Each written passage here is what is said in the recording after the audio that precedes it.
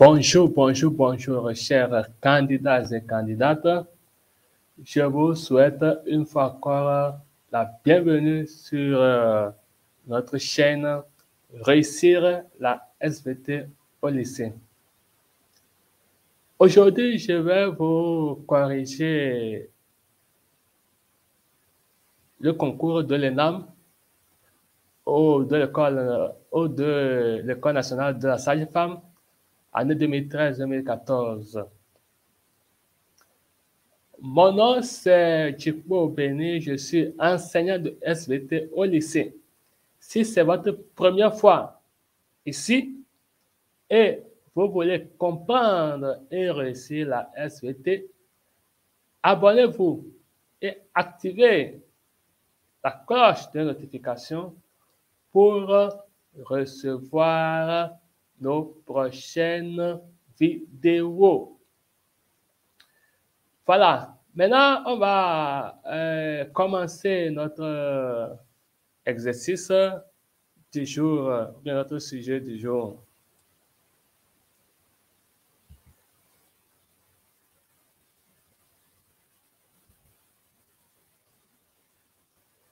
Donc, on dit ici que le document 1, puisque ici nous voyons, c'est le concours d'entrée à l'École nationale des sages-femmes.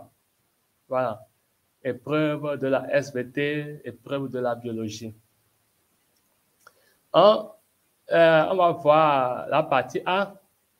On dit que le document 1 représente une coupe partielle de l'appareil génital féminin et le document 2 indique dans le désordre le détail de ce qui se passe depuis l'ovulation jusqu'à la nidation. On va essayer de voir. Voilà les documents en question. Le document 1 et on a le document 2. Maintenant, la question maintenant nous dit, petit 1, annotez le document 2 et à chaque lettre du document 1, faites correspondre un numéro du document 2 en respectant l'ordre chronologique. Voilà. Allez, annotez le document 2. On va annoter le document 2 tout d'abord. Donc, quand on prend le document 2, il y a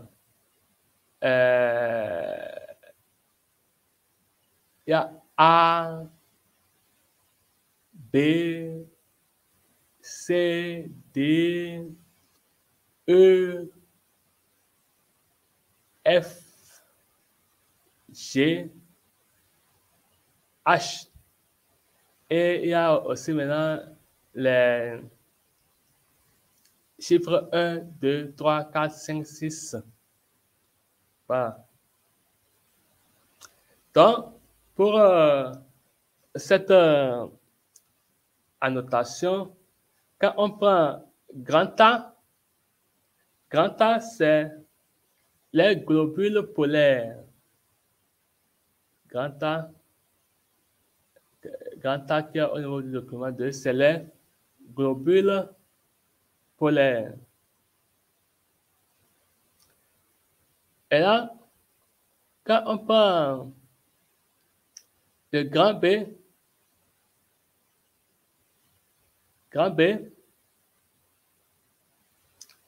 ça, c'est cellule œuf à 2 cellules. Cellule œuf à 2 cellules. Quand on prend grand C, ovocyte 2,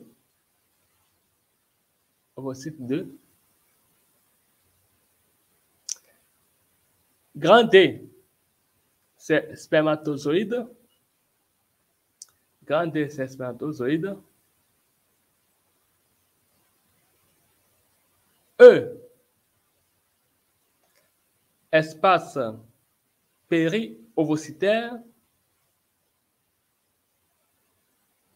G, anaphase de la première division de l'œuf. Et H, c'est morula. Maintenant, pour petit 1, c'est cellule œuf à 2 cellules. Cellule œuf à 2 cellules. 2, c'est la danse des gamètes. 3, c'est blastocyste. 4, anaphase de la première division de l'œuf. 5, morula.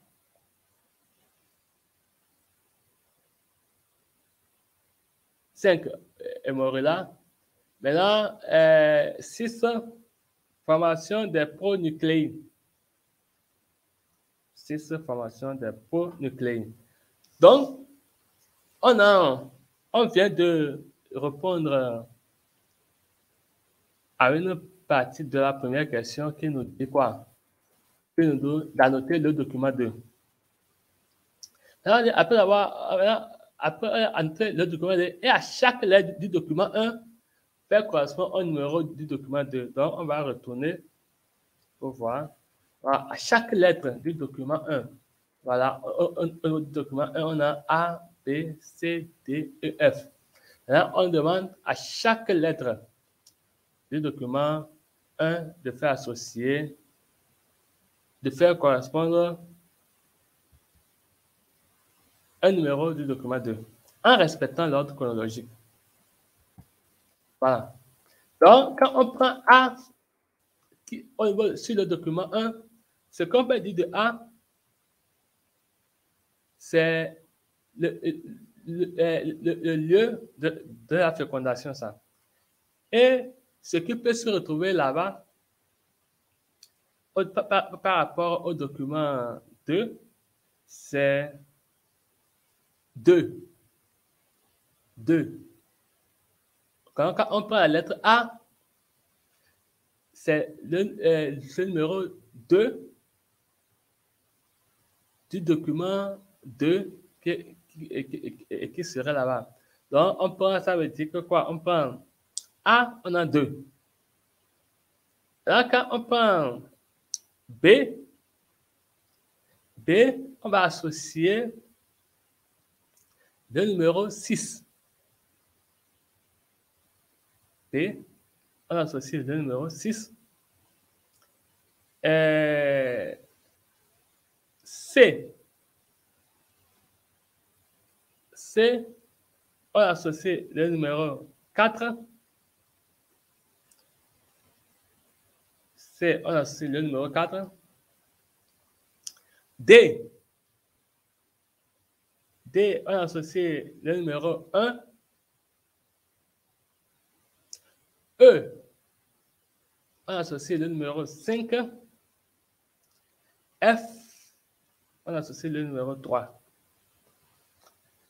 Donc, pour donner une indication de tout ce qu'on vient de dire, quand vous allez prendre les planches que vous avez utilisées en SVT au cours de votre année en terminale, quand vous allez voir le schéma au niveau de votre planche, le schéma, il faut chercher le schéma de la représentation schématique de l'ovulation à l'implantation de l'œuf. Quand vous allez retrouver ce document-là dans votre planche, là, vous allez vous retrouver, vous allez comprendre ce que je suis en train de dire ici. Voilà. Donc, c'est ça, c'est comme on peut dire par rapport à la question 1. Là, la suite, en petit 2, on dit de préciser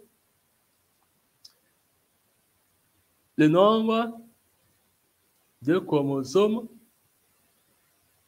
SN chromosomes ou 2N chromosomes, de chacune des cellules A, B, C, D, E, F, G et H. Donc, quand on prend grand A, qui est les globules polaires, grand A, qui est les globules polaires, ces cellules sont à deux N chromosomes. Deux N chromosomes. Quand on prend grand B, le grand B, qui est cellule œuf à deux cellules, une fois qu'on parle de œuf, on est à deux N chromosomes également. Maintenant, quand on prend C, qui est ovocyte 2, l'ovocyte 2 est à N chromosomes. Quand on prend grand D, qui est les spermatozoïdes, elle est aussi, ou bien grand D, ou bien les spermatozoïdes sont à N chromosomes. Maintenant, quand on prend E, espace péri-ovocytaire, deux N chromosomes, F, bouton embryonnaire, F qui est, on a déjà noté, voir F. F, c'est bouton, ok. F, c'est le bouton embryonnaire. Je ne sais pas si j'ai omis ça. F, c'est bouton embryonnaire. Voilà. Donc, F aussi est à deux N chromosomes. G,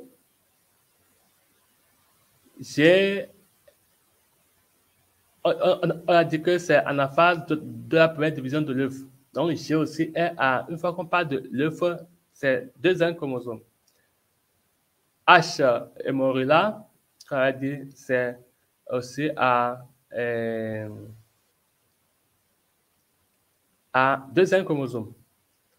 Donc, je rappelle qu'au niveau de petit où on a annoté le document de j'ai omis d'annoter F.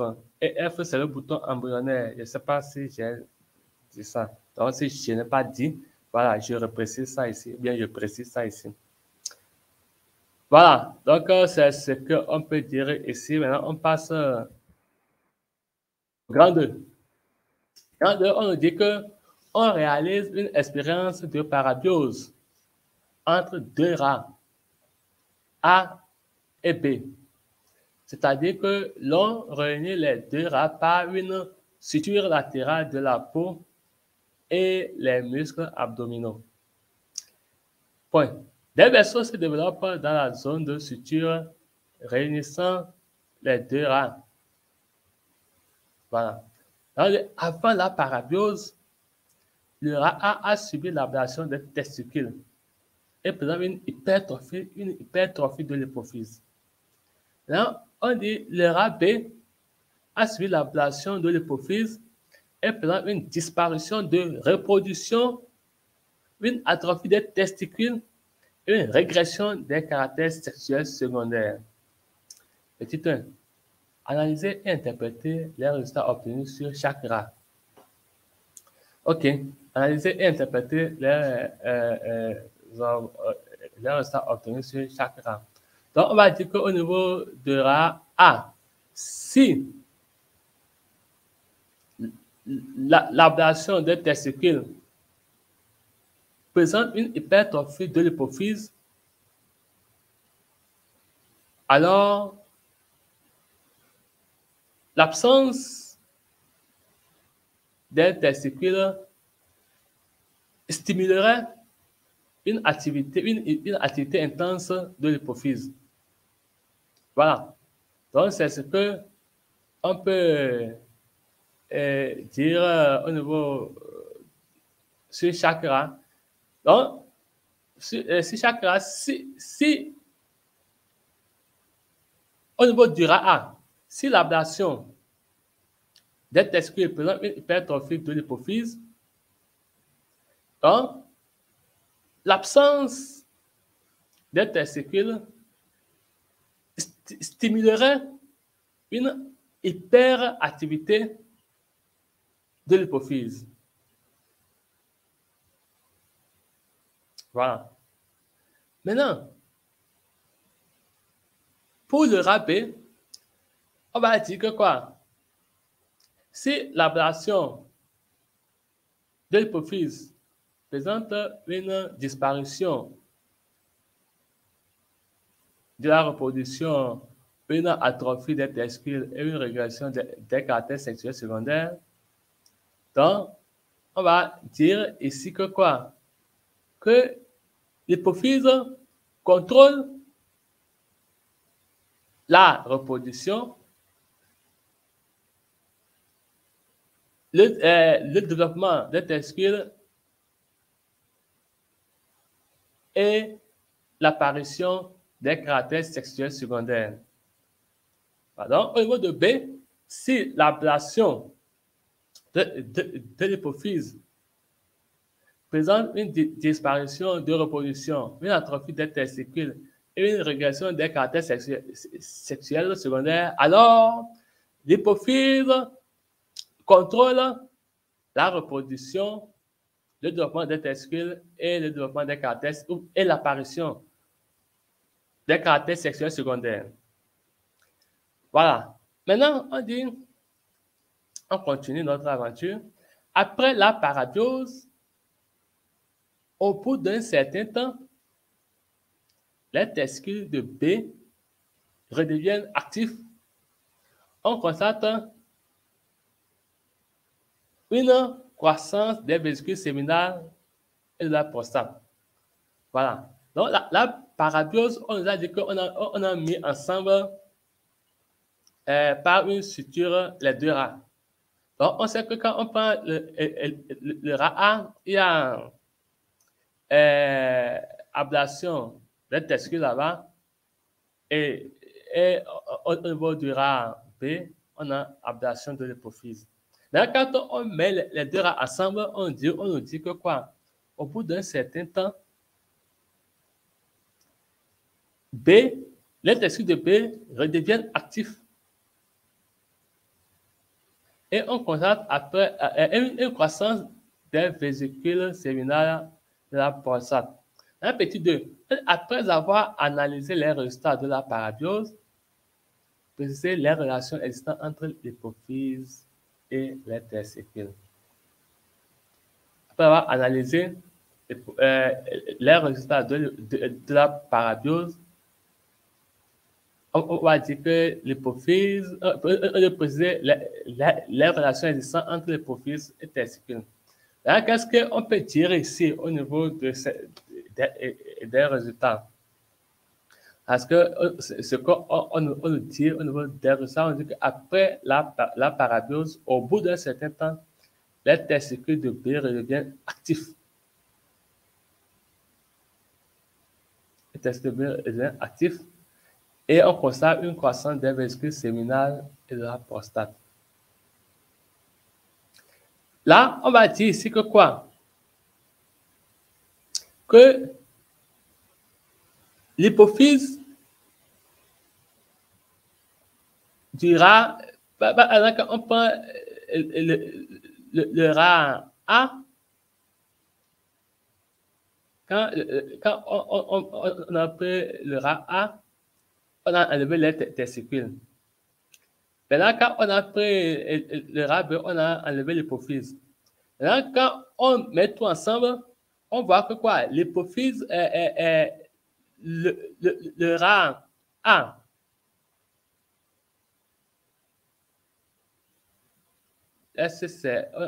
Quand on a mis tout ensemble, on voit qu'ils partagent leur circulation sanguine.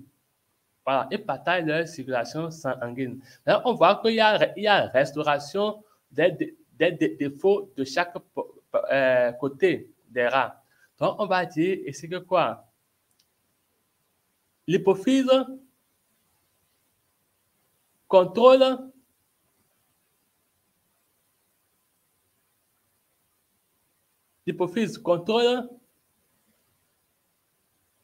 l'activité des testicules par voie hormonale. L'hypophyse contrôle l'activité des testicules par voie hormonale. Voilà. On a mis les deux rats ensemble par parabiose et il y a eu une restauration des défauts qu'on a constatés au niveau de chaque rat. Donc, ça veut dire que quand on les a mis ensemble, ils partagent la même circulation sanguine. Maintenant, la relation qu'on peut tirer entre, qui peut exister entre l'hypophyse et les testicules, c'est que l'hypophyse contrôle les testicules par voie hormonale. Maintenant, les testicules aussi exercent un rétrocontrôle sur l'hypophyse par voie hormonale également. Voilà. Donc, petit 3, on nous dit maintenant, on met en parabiose une rate castrée, c'est-à-dire ovarie-ectomie, et un rat normal. Chez la rate, on a l'hypophyse en place, hein, voilà, et un rat normal. On constate l'hypertrophie des testicules du rat normal. Voilà. Interpréter ces résultats et montrer les renseignements complémentaires qu'ils apportent. Ici, qu'est-ce qu'on peut dire? On peut dire, ici, quand on met en parabiose un rat castré et un rat normal, on observe une hypertrophie des testicules du rat. Là, on voit que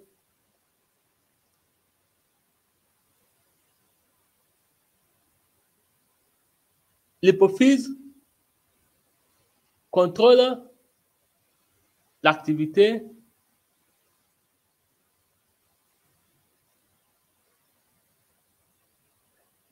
ici, on va dire que l'hypophyse de la rate contrôle l'activité des testicules du rat normal, par voie hormonale également. Par voie hormonale. Une fois qu'on parle de parabiose, n'oubliez pas de faire sortir l'idée, la notion de voie hormonale, ou bien il y a une substance qui est sécrétée et qui est véhiculée par le sang. C'est bon? Maintenant, on demande quel résultat, quel renseignement complémentaire ceci apporte. L'information complémentaire que ceci apporte, c'est que l'hypophyse, que ça soit chez une rate ou bien chez un rat, il contrôle le fonctionnement des gonades par voie hormonale. Donc, et on voit que l'hypophyse, que ça soit chez la rate ou bien chez le rat, exerce contrôle l'activité des gonades par voie hormonale. Voilà. Donc, c'est ce qu'on peut dire par rapport à cet exercice. Si vous avez des questions, vous pouvez les poser en commentaire. Je vais vous répondre. Et aussi, si vous avez aimé cette vidéo, si vous avez aimé cette vidéo, il faut mettez le pouce en bas de la vidéo et je vais essayer de vous apprêter d'autres exercices. Et si toi, tu n'es pas encore abonné à la chaîne, abonne-toi pour recevoir nos prochaines publications. Partage cette information avec vos camarades. Voilà. Donc, je vous dis une fois encore merci pour avoir suivi ce TD. Et comme je l'ai dit, pour d'éventuelles questions, vous pouvez les poser en commentaire. et je vais vous répondre. Donc, je vous donne une fois encore le rendez-vous sur la prochaine fois.